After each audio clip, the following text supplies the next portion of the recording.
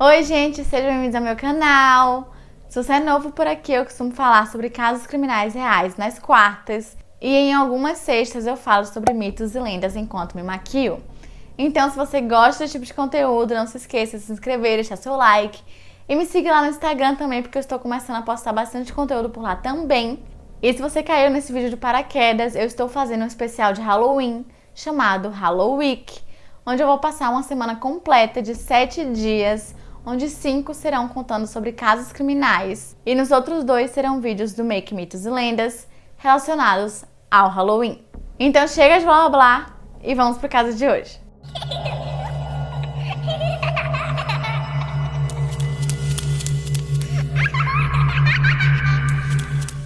No Halloween de 1979, o corpo nu de uma mulher branca foi encontrado dentro de um bueiro de concreto perto da Interestadual 35, localizado muito perto de Georgetown, no condado de Williamson, no Texas. Ela não tinha nenhum tipo de identificação, mas foi descoberto que ela estaria na faixa de 15 a 30 anos de idade e a única coisa que ela estava vestindo eram meias laranjas. A causa da morte foi determinada como estrangulamento e o assassinato teria ocorrido apenas algumas horas antes do corpo ser descoberto. A menina tinha entre 1,50 m e 1,70 m e seu peso estava em torno de 72 quilos. Ela tinha cabelos castanhos avermelhados, olhos castanhos, sobrancelhas grossas, orelhas furadas e uma cicatriz na região do queixo. Embora seus dentes estivessem em relativamente boas condições, faltavam 2 deles. Suas unhas longas estavam sujas e pintadas de rosa avermelhado e as suas pernas tinham cicatrizes de picadas de inseto. A vítima sofria de salpingite crônica, com a inflamação nas tubas uterinas, provavelmente o resultado de já ter contraído gonorreia. Após a análise do médico legista, foi constatado que ela havia sido abusada sexualmente após a sua morte e ela também tinha diversos hematomas por todo o seu corpo.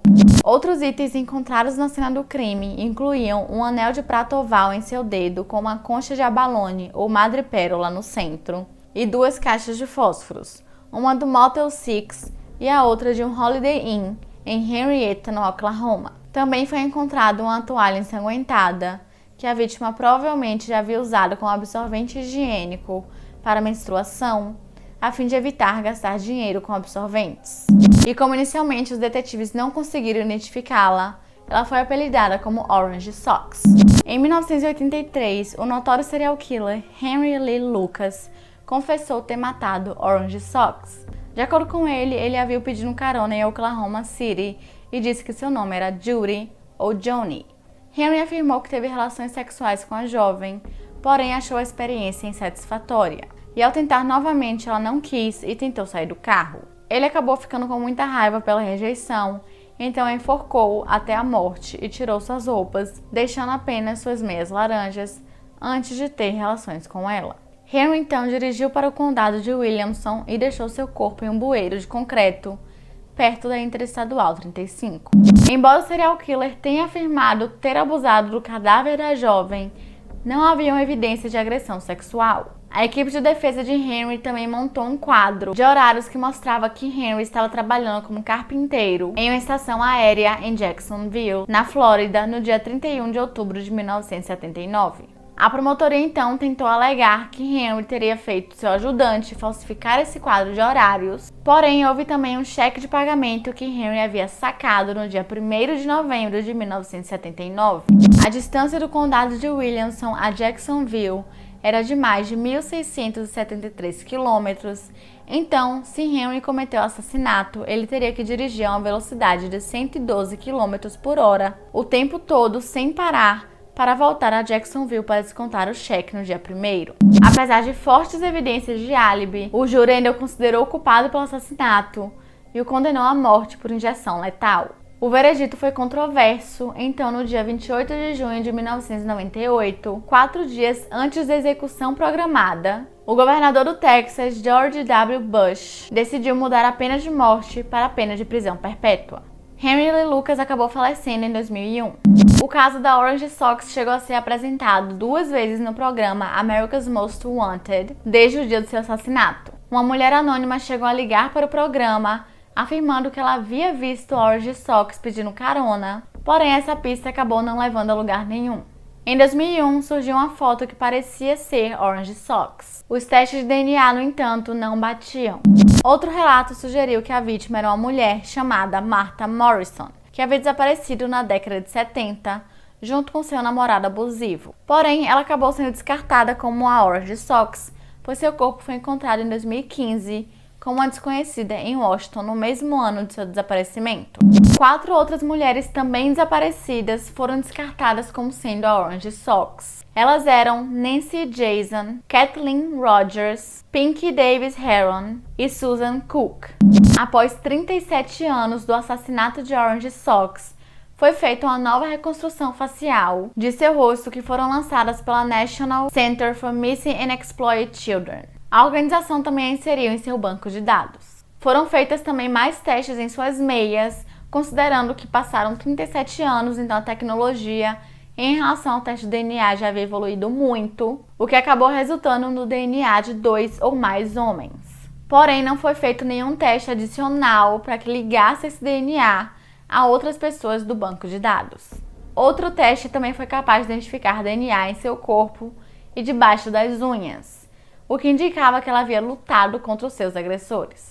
No dia 7 de agosto de 2019, o xerife do condado de Williamson, Robert Cody, anunciou que eles conseguiram identificar Orange Sox. Após publicarem um novo desenho de como ela seria, uma mulher ligou para o escritório do xerife, dizendo que acreditava que a mulher era sua irmã. Ela foi identificada como sendo Deborah Louise Jackson, que na época de seu desaparecimento tinha 23 anos de idade e morava em Abilene, no Texas. Essa mulher demorou tanto para ser identificada porque ninguém de sua família tinha reportado que ela havia desaparecido. Em 1977, Deborah havia saído de Abilene e em 1978 ela estava trabalhando em um hotel em Amarillo, no Texas, chamada Ramada Inn, além também de trabalhar em uma casa de repouso que ficava em Azle. E sua família achava que ela estava bem vivendo sua vida e que eles apenas tinham perdido contato. Deborah foi identificada a partir de algumas cicatrizes que ela tinha nas pernas, que inicialmente os detetives acharam que eram mordidas de inseto, mas na verdade eram cicatrizes de uma doença bacteriana chamada impetigo, que ela teve quando criança, e também pelos seus dedos dos pés que eram mais longos. Sua irmã também forneceu seu perfil de DNA ao DNA Doe Project, ou DDP, que estava trabalhando com o gabinete do xerife no caso desde abril de 2018. O DDP carregou o perfil de DNA da irmã de Deborah no banco de dados genealógico chamado GEDmatch, que correspondia ao perfil de DNA de Orange Sox. O caso ainda está aberto à procura de um suspeito. Exatamente 1 ano após o assassinato de Deborah Jackson, houve um outro crime. Uma jovem foi brutalmente assassinada no Halloween de 1980 e seu corpo foi encontrado no dia 1º de novembro por um motorista de caminhão que estava passando por ali. Ela aparentava ter entre 14 e 20 anos de idade e estava deitada de bruços sobre a grama, a apenas 6 metros da Interestadual 45 em Huntsville, no Texas. A cena parecia mais um local de despejo do que a cena do crime em si, e a menina também estava nua, exceto por um pingente em volta de seu pescoço, preso por uma pedra de vidro azul com a corrente de ouro fina. E suas orelhas eram furadas, mas ela não usava nenhum brinco. Havia um par de sandálias de couro vermelho de salto alto com tiras marrons encontradas no local. Pelo estado de seus pés, ela parecia ter caminhado descalça, carregando os sapatos com ela, e nenhuma de suas roupas foi encontrada. Nenhuma identidade foi encontrada no local, então ela acabou sendo chamada como Walker County Jane Doe. Ela tinha cerca de 1,67 m e pesava em torno de 54 quilos. Tinha olhos e cabelos castanhos, e suas unhas dos pés estavam pintadas de rosa, além de ter uma cicatriz ao lado de sua sobrancelha direita. Pelo fato dela estar bem nutrida, sem sinal de desidratação, com boa saúde e um excelente atendimento odontológico, foi determinado que a Walker County cresceu principalmente em uma família de classe média.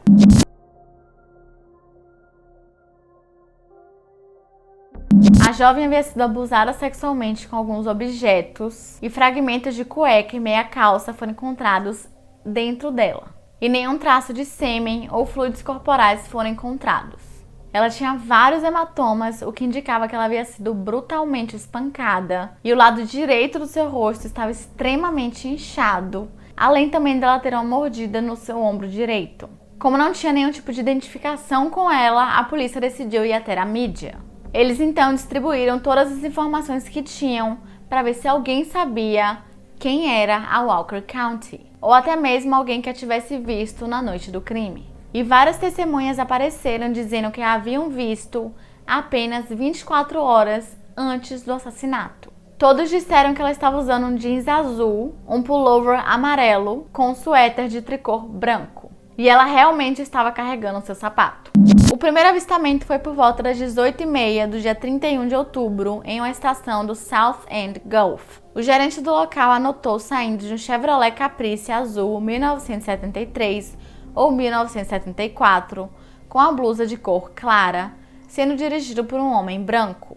Ela entrou no posto de gasolina e pediu instruções para chegar à fazenda prisional Ellis do Departamento de Correções do Texas. O gerente deu as instruções e ela saiu a pé. Essa declaração foi verificada por alguém que a viu pouco depois disso caminhando para o norte na Avenida Sam Houston. Um tempo depois, ela entrou em uma parada de caminhões do Hitching Post ao longo da Interestadual 45. Lá, 2 funcionários interagiram com ela. Mais uma vez, ela pediu informações sobre a fazenda da prisão Ellis. Ela disse a eles que um amigo estava esperando por ela lá. A garçonete chegou a desenhar um mapa em um guardanapo dando instruções à garota e elas conversaram um pouco. E acredita-se que a menina era de Rockport ou Arkansas Pass, no Texas, e que ela era uma fugitiva. Quando a garçonete perguntou se os pais da menina sabiam onde ela estava, ela alegou que tinha 19 anos. Em seguida, respondeu: "Quem se importa?", antes de sair com o mapa. A polícia então foi para a prisão Ellis e perguntaram a todo mundo, incluindo presos e funcionários, se eles haviam visto a menina. Porém, ninguém a reconheceu. Os policiais então decidiram ir para Rockport e Arkansas Pass e falaram com as autoridades locais para caso eles soubessem de alguma coisa. Mas não havia nenhum relato de desaparecimento naquela região de mulheres que pareciam com Walker County. Atrás de alguma pista, os policiais então decidiram pegar os anuários das escolas de todo o Texas para ver se a encontravam, mas infelizmente não encontraram nada. O que levou os policiais a terem uma conclusão de que ou ela não era da região que havia falado, ou que ninguém havia reportado seu desaparecimento, como o caso da Orange Sox. Em outra tentativa de chamar a atenção, os policiais fizeram um funeral com caixão aberto para ver se alguém conseguia identificá-la. A Walker County General foi enterrada no cemitério de Oakwood no dia 16 de janeiro de 1981. Em 1999, seu corpo foi exumado para fazer mais testes adicionais. Depois de algumas coletas de DNA, eles reduziram sua idade para 14 a 18 anos. Foi coletado DNA também nos seus saltos altos vermelhos, porém eles mantiveram os resultados em segredo, na esperança de compará-los a um suspeito mais à frente, quando a tecnologia estivesse melhor. Uma reconstrução facial forense foi criada para Walker County, com base em seu crânio. Esse esboço foi usado na esperança de dar um rosto mais realista à garota e alguém a reconhecer. E sua informação genética foi colocada no sistema CODIS dos Estados Unidos, que é um banco de dados que armazena diversos perfis genéticos, tanto de pessoas desaparecidas a amostras de evidências encontradas em cenas de crimes. Um irmão e uma irmã se apresentaram em 2015, dizendo que se lembravam de ter conhecido uma jovem que disse ter 14 anos, na época chamada Kathleen. Eles estavam de férias com a família e a reconheceram no motel que estavam hospedados em Beeville, no Texas. Eles acreditavam que a menina era de Corpus Christi e na época em que a reconheceram, ela estava morando com um casal que não eram seus parentes. Kathleen disse a eles que queria encontrar um amigo na prisão Sugar Land. Eles conseguiram encontrar fotos antigas da viagem da família que mostram a garota que eles lembravam como Kathleen. Algumas pessoas também começaram a acreditar que Walker County havia sido assassinada por uma mulher e não por um homem. Essa teoria foi inicialmente sugerida por um jornalista chamado Michael Hargraves, que baseou sua teoria no fato de não ter encontrado nenhum sêmen na cena do crime e que os ataques sexuais foram feitos com objetos. Hargraves elaborou sua teoria dizendo que homens que cometem crimes geralmente mordem suas vítimas em áreas sensíveis e não no ombro, e também crimes sexuais cometidos por homens. Geralmente são coletadas algumas lembranças de suas vítimas, o que, de acordo com Hargreaves, não aconteceu nesse caso, o que eu discordo porque ela estava completamente nua, então várias coisas foram levadas. Existe também uma forte ligação com a Orange Sox. O assassino em série Henry Lee Lucas afirmou que ele a matou e foi julgado e condenado pelo crime, mas depois se retratou. Henry também passou a ser considerado como um forte suspeito no caso da Walker County Jandal, pois ele já havia afirmado que seu lugar preferido para buscar vítimas era a Interestadual 45. Eles foram capazes de verificar a marca de mordida no ombro de Walker County e ela não correspondia aos registros dentários de Henry. Mas ele costumava trabalhar com um parceiro chamado Otis Toole.